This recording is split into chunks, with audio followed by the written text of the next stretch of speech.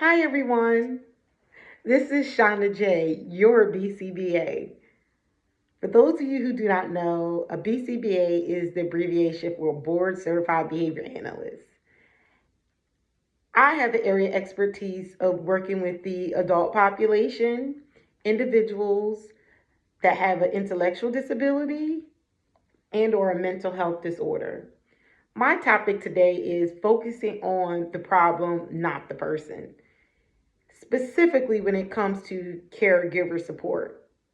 So, when you have an adult that may receive additional services, let's say, for example, they reside in a group home, let's say they attend day program, they have a job coach, or some individuals just live at home with family and just receive some outside services.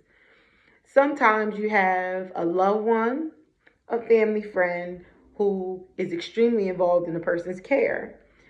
Sometimes this person may consider themselves the guardian. They have documentation to show that they help with a lot of decision making. They have the final say when it comes to a lot of things regarding to the person's support needs. And then you have some people that are supportive advocates where they just want to be made aware. They just want to make sure they give some kind of input when it comes to the person's support needs. And some individuals need that additional support because they do not have the capacity to advocate for themselves in certain areas. So, my thing is just bring it to your guys' attention back to the original topic, focusing on the problem, not the person. A lot of times we have that loved one that is extremely heavily involved where they want to micromanage a lot of the processes that go on within different organizations. They want to kind of violate the person's rights when it comes to decision making, supporting the individual themselves. And sometimes they may be extremely resistant to some of the feedback you provide, whether it's good or bad. And when it comes to working at an organization as a BCBA, based on my experience, you may have some organizations that engage in escape or avoidance behavior. Now, for those of you that do not know, escape and avoidance are two functions that are based on the principles of applied behavior analysis. So, escape behavior is basically I'm in the middle of something and I need to escape, I need to get out of it. And then you have avoidance where I want to avoid this aversive situation from happening. So, focus on focusing on the original topic, the focus on the problem, not the person. When tying into the escape and avoidance, which is considered the functions of applied behavior analysis, a lot of times when you have that difficult parent, it's so easy to just look at the person, right? Oh man, they keep calling me. Oh man, they're sending me emails. Oh man, it seems like they're trying to get me in trouble. But you really have to focus on the problem.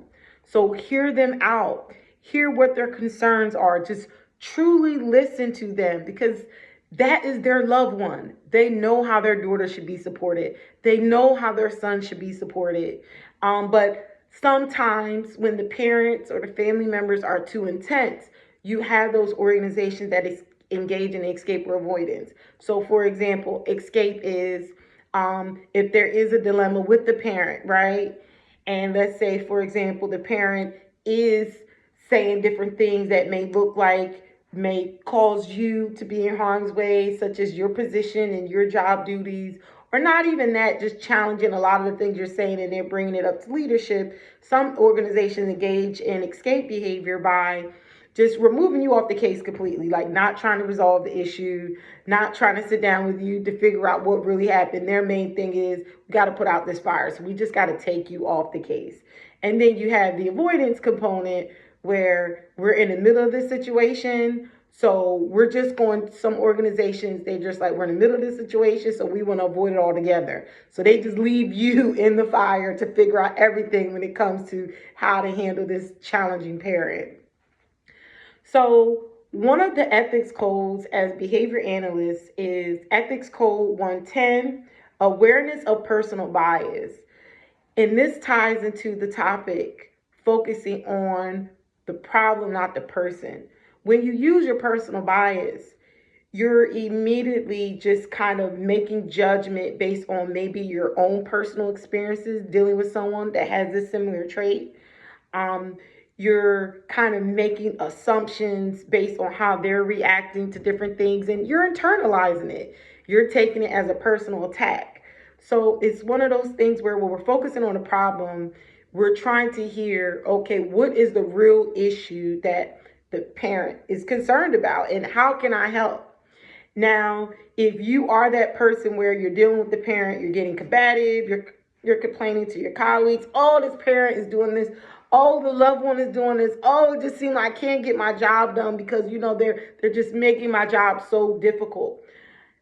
In case you don't know, I just had 3 tips for you. The first tip is emotional regulation. Second, professional development. And the third one is documentation. So, emotional regulation is basically just gaining insight on soft skills, gaining insight on just having that self awareness so you know when you're getting agitated. So, you know when this person is pushing your buttons. I'm sorry, I didn't mean to say buttons, pushing your buttons, so you can always remain professional as opposed to going out of your element. Because you got to understand when it comes to these parents and how you respond, if you respond in an inappropriate manner, which may come off unprofessional, you start to develop a reputation over time where the parents, they talk. There's advocacy groups. There are all these different forums out there where a parent can easily name drop your name and put out there, hey, I dealt with this person, this BCBA. It was a horrible experience, and the word's going to spread, and now you're going to have a bad reputation based on you reacting in that moment based on emotion. So it's one of those things where emotional regulation plays a huge part in managing and making sure you have insight on your personal bias. And I know you guys see me use my hands. That's something I tend to do. I talk with my hands. So yes, I got off topic, but back. So emotional regulation again. Having that insight so you know when you have, so you can have that awareness of, okay, I'm getting out of my element, or they're triggering certain things in me, and now you have to do the next steps for you to evolve and to handle the situation appropriately. And sometimes it can just be maybe telling your supervisor and letting them know, like, hey, things are going too far. I need more support or more guidance on how to navigate this. Or just speaking up completely and saying, hey, I don't think this is the right case for me. I mean, one thing about me, when I think about the different cases, I like to think about getting the right shoe, right? So just because you're a BCBA doesn't mean you're going to be compatible with all families. The same thing with families. Just because you're seeking out a service and this person has area expertise doesn't mean they're a right fit. So using the shoe analogy, that's like me. I wear a size 8, which is actually a 9.5. But anyway, in a perfect world, I have a size 8. So yes, I see all these shoes, but some shoes aren't going to fit. Some shoes are too small. Some shoes are too wide. Some shoes are uncomfortable. So it's all about me finding that right shoe so I can be comfortable. And that's how it is when it comes to us as clinicians, where if you have that difficult case that's too challenging, maybe you guys aren't compatible, especially when you hone into emotional regulation and having that self-awareness of knowing if you're being triggered or not. The next thing is professional development. So professional development is you just gaining further insight on how to navigate the case. I want to encourage reaching out to other BCBAs, or not even that, just other professionals that demonstrate competence and confidence on handling difficult cases. Something I would do is, let's say, for example, I see somebody on the care team and they're in that situation and they handle it like a champ. I follow up with them directly just to gain tips so I can do better. I use YouTube, TikTok videos, find peer reviewed literature, not only just based on applied behavior analytics strategies, but just peer reviewed literature in general, just to see what has worked and what improvements have been done out there when it comes to dealing with difficult dealing with challenging situations when it comes to interactions with others. Uh, so, yes, professional development. And I know we always say we want to be competent, right, when it comes to working with different individuals. Well, when it comes to the caregivers, it's that same thing where when you have that difficult, I don't want to say difficult, but if you're at the capacity where you notice you have a lot of personal bias, you're looking at the person as opposed to the problem, which is the issue that they're advocating for, then this might just be an opportunity for you to seek some professional development so you can hone your skills for next time. And the third one is documentation, documentation, documentation. I'm going to be honest with you. This is my first video, and you will start to see in a lot of my videos anytime I do postings because I have a blog.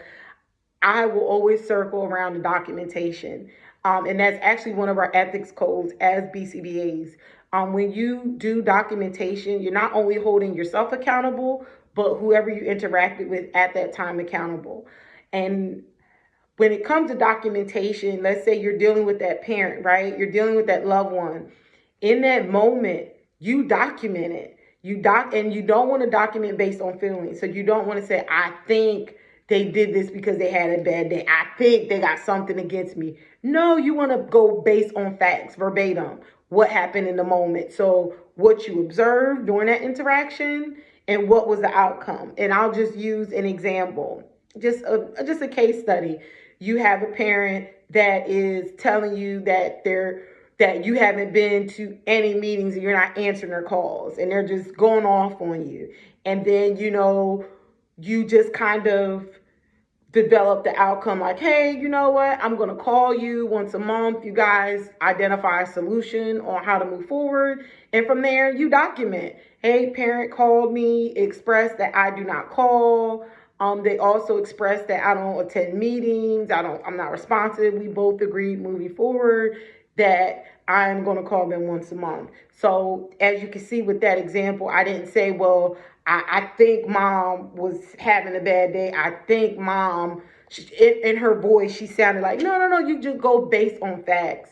And I like to always say, when you document, it's like having a receipt. And I love to use the word receipt. So it's like having a receipt. So when you go somewhere, right, you go to the store, you buy an item and you want to take it back. In order for you to take it back, you have to have the receipt. So that's how I like to think of my documentation. It's a receipt.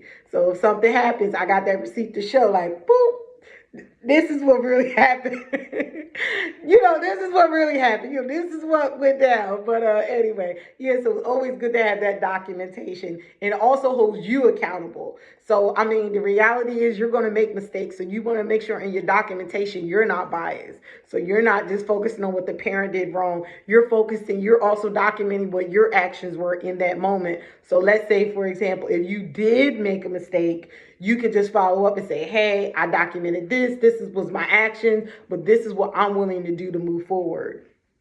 All right. So again, to sum it all up, when you have that difficult parent or loved one working in the field, especially when it comes to the adults, you have to make sure you focus on the problem, not the person. So don't look at mom or dad or cousin or whoever and take it as a personal attack. Really hear what they're trying to communicate to you.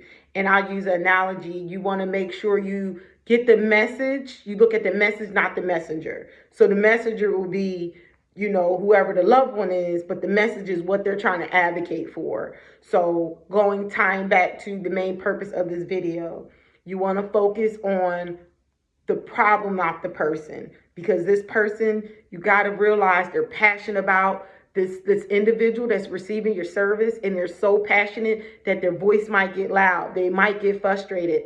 Heck, they might even had their own personal trauma supporting this person, and they're taking it out on you. Who knows? But the main focus in that moment is what is the problem and how can I help you? And going back to the 3 solutions, or I don't want to say solutions, but 3 recommendations. And I say recommendations because it's up to you to do it or not.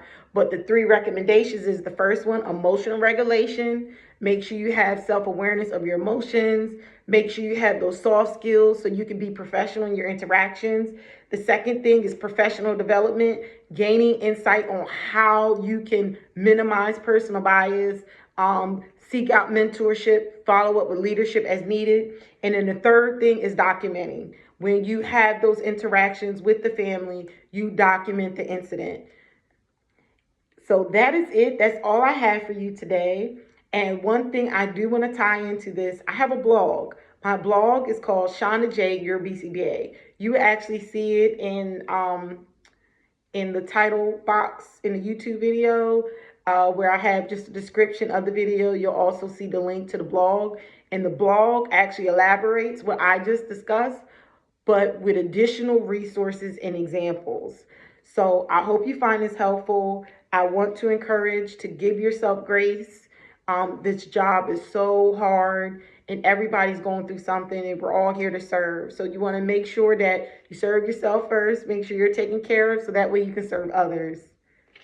All right, until next time, this is Shonda J, your BCBA. See you later.